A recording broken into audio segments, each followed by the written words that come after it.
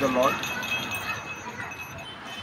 జకర్యా 4వ అధ్యాయం 7వ వచనంలో ఏమనిందంటే, శక్తి చేత నైనను బలం చేతనైనను కాక ఇది నా ఆత్మ చేతనే జరుగునని సైన్యములకు అధిపతి యెహోవా సెలవిచ్చుచున్నాడు. ఈ మాట చెప్పడానికి కారణం ఏంటంటే, మొన్న ఒక వీడియో చూశాను. ఒక నిరుపేదరాలు తన కొడుక్కి 2 కిడ్నీలు పాడైపోతే హాస్పిటల్లో చేర్పిస్తే తీసుకెళ్ళింది. డాక్టర్ల ముందు అక్కడ డబ్బు పెట్టు, ఎంత లక్షల్లోనే చెప్పాడు అని. ఒక ఆమె జాలిపడి హాస్పిటల్లో తీసుకెళ్ళి ఆమె కట్టకపోతే నా భర్తకి తెలియకుండా నా గొలుసు ఏదైనా అమ్ముకొని ఆమె తరఫున కొంత కడతాను సార్ అని ఏదో రిక్వెస్ట్ చేసింది. సరే, అది జరిగిన తర్వాత ఆ పిల్లోడిని చేర్చుకున్నారు. ఏదో దైవికంగా మొత్తానికి చేర్చుకున్నారు. డబ్బు కట్టండి ముందు చేర్చుకోరు. అలాంటిది ఆ తల్లి దగ్గర చిల్లి గవ్వలేదు. ఆమె ఏం చేసింది?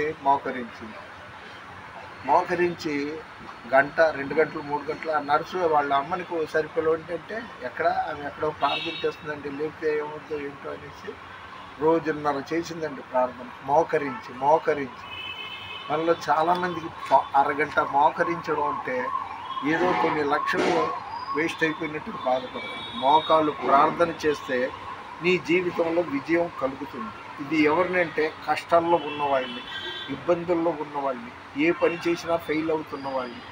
మన వించిపేట మహమ్మద్ అలీపురం స్కూల్ అంటే కప్పలబడి దగ్గర అరటిపళ్ళు ఆమె ఆకులు, అమ్మో నేను దేవుని బిడ్డని, దేవుడిని నమ్ముకున్నాను అంటాను. నా కోసం ప్రార్థన చేస్తుంటే ఏంటో నాకు దరిద్రం పట్టుకుంది, అది ఇది అనుకుంటూనే ఉంటుంది. కానీ కృషి చెయ్యదు, ప్రార్థన చెయ్యదు. ఆదివారం గుడికి వెళ్ళదు, అంతా ఆమె కాళ్ళ దగ్గరికి రావాలి. మన పాత నిబంధనలో మాట ఉంది. ఈ మోకరించిన సంగతి చెప్పాలి కదా. మొత్తానికి ఆ మరుసటి రోజు ఆ డాక్టర్ గారు, ఆపరేషన్ చేసిన డాక్టర్ గారు, ఈ మధ్యవర్తి ఒక ఆమె ఉందే రికమెండేషన్ చేసిన ఆమె, మీరు కూడా వీడియోలో చూడొచ్చేది. నేను ఏదో ఊహించి చెప్పట్లా, అంత తెలివి నాకు లేదు. మా అమ్మ చనిపోయి 10 సంవత్సరాలు అవుతుంది కాబట్టి ఎవరికైనా ఏదైనా చెయ్యాలని అనుకుంటున్నానని ఆ డాక్టర్ గారు ఈవెన్ సింగిల్ ఎంపీ తీసుకోలేదంట. ఇది ఊహించి చెప్పినవి కాదు, లేకపోతే కవి చాతుర్యం కాదు, జరిగింది. వీడియోలో మొన్న క్రితం చూశాను. ఈ మాట చెప్పడానికి కారణం, సాధన చేయాలి అంటే స్థితిని, ప్రార్థన పరిస్థితిని మారుస్తుంది. ఇది విన్న డైలాగేగా అనుకుంటే ఎవరు ఏం చేయలేరు. ఎక్కడ వేసిన గొంగళి అక్కడే ఉంటారు. కృషితో నాస్తి దుర్భిక్షం. కృషి చేయకుండా ఏది జరగదు. ఒక గృహిణి ఉంది, ఆమె గయ్యాళ్ళు అవని, శాంతమూర్తి అవని, ఎవరైనా కానీ పొద్దున్న లేస్తే అంట్లు తోమాలి, వంట వండాలి, పెట్టుకోవాలి. ఇది ఆమె దైనందిన కార్యక్రమం. అలాగే నువ్వైనా నేనైనా కూడా కష్టపడకుండా ఏది జరగదు. మీలో ఎవరికైనా జ్ఞానం కొదువుగా ఉందో అతడు దేవుని అడగవాలని అనేసి యాకోబు పత్రికలో ఉంది. జ్ఞానం దేవుడు ఇస్తాడు, కానీ ప్రార్థన చేయటానికి బద్ధకమే, ఆదివారం చర్చికి వెళ్ళటానికి బద్ధకమే. అలాంటి వాళ్ళు నాకు చాలామంది ఉన్నారు. వాళ్ళు ఎల్వి ప్రసాద్ పేరు భారతదేశంలో తెలియని వాళ్ళు లేరు. అతను మన పాత ఎన్టీ రామారావు గారిని సినిమా ఫీల్డ్కి డైరెక్షన్ చేసిన వ్యక్తి. అతను ఇంట్లో నుండి 100 రూపాయలతో దొంగిలించి ముంబై పారిపోయాడు. ఊడ్చే పని చేశాడు, ఇంకా చెయ్యని పని అంటలేదు, ఆఫీస్ బై పని చేశాడు. అంచెలంచెగా అతను ఎల్వి ప్రసాద్ ఐ ఇన్స్టిట్యూట్ విజయవాడ తాడిగడపలో ఉంది. అంతేకాకుండా ఆయన ప్రాపర్టీ ముంబైలో కానీ హైదరాబాద్లో కానీ ఎన్నో ఉన్నాయి. అతను కష్టంతో పైకి వచ్చాడు. అమ్మో ఇది నేను మోస్తే చేతులు వణికిపోద్ది అనుకుంటే ఇక ఎక్కడేసిన గొంగళి అక్కడే. కాబట్టి కష్టపడాలి. యోసేపు అనే కుర్రోడిని, పాత నిబంధనలో యోసేపు అనే కుర్రోడిని సొంత అన్నలే తీసుకెళ్ళి చంపేద్దాం అనుకున్నారు. కారణాలు తర్వాత అదంతా చెప్పి చాలాసేపు అవుతుంది. కానీ ఆ అన్నులే అందులో రూబిన్ అనేవాడి వాడిని చంపితే ఏమొస్తుంది, వాళ్ళకి అమ్మేస్తే మనకి డబ్బులన్నా వస్తుంది, మన ఖర్చుకి అన్నారు. అంటే ఇది దేవుని ప్రణాళిక. ఈ విధంగా ఎక్కడికైతే వాళ్ళు అమ్మేశారు బానిసగా, అక్కడే అతను అధికారి అయ్యాడు పోతేఫరు ఇంట్లో. ఇది కష్టానికి గుర్తులు చెప్తున్నా.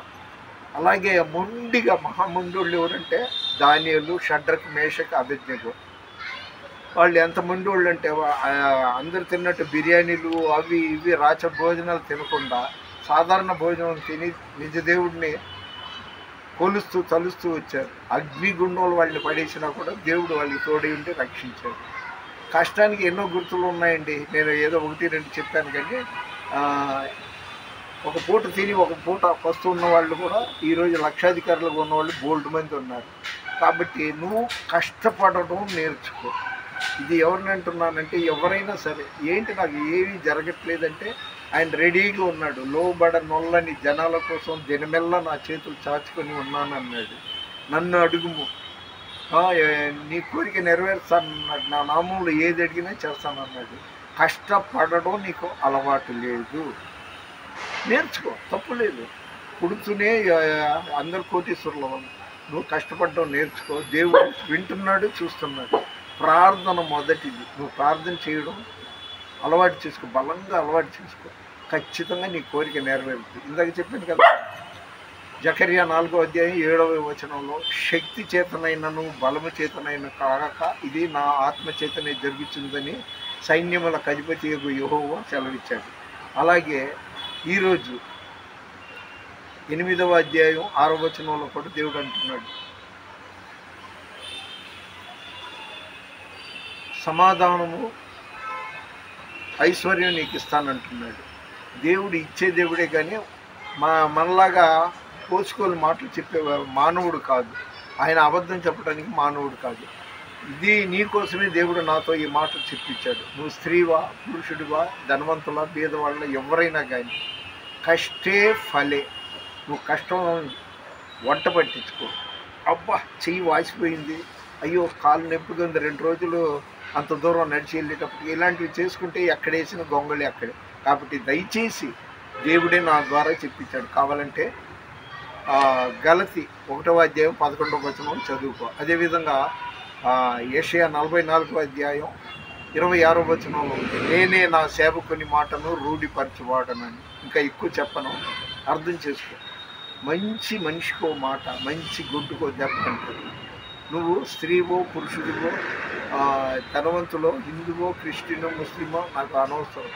దేవుడు మనిషి అనే వాళ్ళకి నా ద్వారా చెప్పిన మాటలు ఇవి.